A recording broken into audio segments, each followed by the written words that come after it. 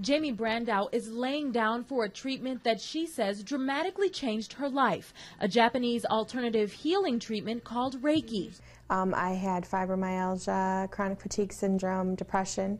I was taking a lot of different medications. I currently have no symptoms, currently take no medication. Reiki master Shantae Nichols says Reiki focuses on realigning the body's energy points. It might be a gallbladder, somewhere in the body where they're holding it, and they might feel physical pain there. By using her hands over 7 key areas on the body known as the chakras, Shantae removes any blockages that may cause disease. I guess they're just energy systems in the body that spin a certain way, and when they're not in alignment is when you start to have that unbalanced effect in your body. All the Reiki treatments are done on this warm bed full of amethyst crystals, which helps detoxify the skin, the digestive system, and the lungs to help the body heal better and faster. It helps with any type of illness, any type of disease. It helps with any type of trauma.